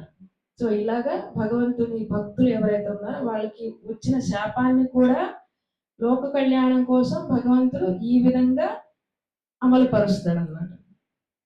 హరే కృష్ణ. ఈ రోజు జరిగిన ఈ క్లాస్ లో మీకు ఏమైనా సందేహాలు లేకపోతే మీ అభిప్రాయాలు, మీకు ఏమైనా శాపం కూడా వరంగా మారుతుంది అనే దాని గురించి మనం ఒక బెస్ట్ ఎగ్జాంపుల్ తెలుసుకున్నాము. ఇక్కడ అంటే మీరు కంటెక్స్ట్ అన్నారు కదా, యమధర్మరాజు తప్పు చేయకుండానే శాపం ఇచ్చారు, నారదుల వారు తప్పు చేయకుండా శాపం ఇచ్చారు, కానీ భీష్ముడు తప్పు చేస్తేనే ఇక్కడ శాపం వచ్చింది. ఇది మనం తెలుసుకోవాలి. అదేనా అంటే నారదుల వారికి కూడా ఏ తప్పు చేయకుండా శాపం ఇచ్చారు, యమధర్మరాజు తప్పు, కానీ ఇక్కడ భీష్ముడు తప్పు చేశాడు. కానీ తప్పు చేయడానికి కారణం ఏంటంటే భార్య వల్ల ఆయన తప్పు చేయాల్సి వచ్చింది, కానీ తప్పే. ఇది ఒక మోరల్ మనం ఈరోజు తెలుసుకోవాల్సింది ఏంటంటే, ఎవరు మనల్ని మభ్యపెట్టినా, ఎవరు ప్రోద్బలం చేసినా అదే బంధాలు చిక్కుంటూ ఉంటారు అనమాట. ఎవరు ఎప్పుడు కూడా ధర్మాన్ని తప్పకూడదు. మాతాజీ ఇవాళ క్లాస్ అంతా చూస్తే కనుక భీష్ముడి గురించి బాగా చెప్పారు. భీష్ముడి గురించి చెప్పడం వల్ల ఏమవుతుందంటే, అంటే భక్తులు ఎప్పుడైతే మనం కీర్తిస్తామో అప్పుడు భగవంతుడు సంతోషపడతాడు. చాలా బాగా అంటే ఇవాళ భీష్మస్తుతి గురించి చెప్పారు, విష్ణు సహస్రనామం గురించి చెప్పారు. నాకు ఏం అర్థమైందంటే ఈ రోజున అంటే ఒక భక్తుడు ఎలా ఉండాలి అని తెలుస్తుంది అనమాట. మనం ఈ రోజు ఈ క్లాస్లో ఏం తెలుసుకోవచ్చు అంటే, మా అత్తయ్య చెప్పిన క్లాస్ వల్ల ఒక భక్తుడు ఎప్పుడు స్థిరంగా ఎలా ఉండాలి, అది కష్టం వచ్చినా సుఖం వచ్చినా ఎలా ఉండాలి అనే దాని గురించి మనకి బెస్ట్ ఎగ్జాంపుల్ భీష్ముడు అనమాట. అది ఆయన అంటే గొప్ప విష్ణు భక్తుడు, ఆయన ఎప్పుడు ధర్మం తప్పలేదు. అలాగే చెప్పారు కదా మాతాజీ, అంటే అంటే భక్తుల యొక్క భావం చూడ ఎలా ఉంటుందో, అంటే అంటే పార్థసారథి అంటే ఆయన రథసారథిగా ఉన్నప్పుడు ఆయన గుర్రాలు నడుస్తున్నప్పుడు ఆ మట్టి ధూళి కూడా ఆయన మీద పడుతుంటే అది కూడా చాలా అందంగా ఉందంట. అది కేవలం ఒక భగవంతుడికి సాధ్యపడుతుంది. అటువంటి వాటిని చాలా బాగా మాతాజీ వర్ణించారు. అవి అందరూ కూడా వర్ణించలేరు అనమాట. అంటే ఆ చెమట, ఆ మట్టి కూడా అందంగా ఉందంట.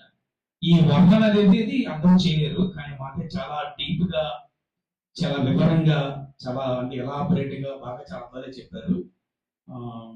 Thank you Mataji. నాకైతే ఈరోజు భీష్ముడు గురించి చాలా చాలా విషయాలు అంటే ఇంతకుముందు విన్నాం, మళ్ళీ వింటూ ఉంటే ఎలా ఉందంటే, మనము భగవంతుడి గురించి వినటం వల్ల మనకి చాలా ఆనందం ఉంటుంది. కానీ భక్తుడి గురించి కనుక మనం వింటే కనుక ఇంకా మనం భక్తులు ఎలా ముందుకెళ్ళాలి, అలాగే ఇంకా భక్తి ఎలా చేయాలి, ఎంత కష్టం వచ్చినా మనం ఎలా తట్టుకోవాలి అనే విషయాన్ని మనం బాగా తెలుసుకుంటాం. అదైతే నాకు చాలా బాగా అర్థమైంది. Thank you Mataji. హరే కృష్ణ. హరి బోల్. అలాగే మాతాజీ అడిగారు. హరే కృష్ణ మాతాజీ. ఈరోజు క్లాస్ చాలా బాగుంది. ఇంతవరకు ఎప్పుడూ తెలియని విషయాలు చాలా తెలుసుకున్నాం మాతాజీ. భీష్ముడు చాలా ధర్మపరుడని తెలుసుకున్నాము. ఆయన జ్ఞాన భక్తి వైరాగ్యాలు అధికంగా కలిగిన వ్యక్తి అని తెలుసుకున్నాం మాతాజీ. తర్వాత ఆయన పరమ భక్తుడని తెలుసుకున్నాము. కృష్ణుడిని ఆయన ఇంకా ఆరాధించేవాళ్ళు అనేది తెలుసుకున్నాము. అది దాన్ని భీష్మ స్థుతి అని తెలుసుకున్నాము. తర్వాత విష్ణు సహస్రనామం కూడా భీష్ముడు వల్ల వచ్చిందని తెలుసుకున్నాము. తర్వాత ఎప్పుడు కూడా భగవంతుడు భక్తులు చేసిన ప్రతిజ్ఞలను కూడా ఆయన చేసిన ప్రతిజ్ఞలు తప్పించి కూడా భక్తులు చేసే ప్రతిజ్ఞలను నెరవేర్చడానికి ముందుకు వస్తారని తెలుసుకున్నాం మాతాజీ.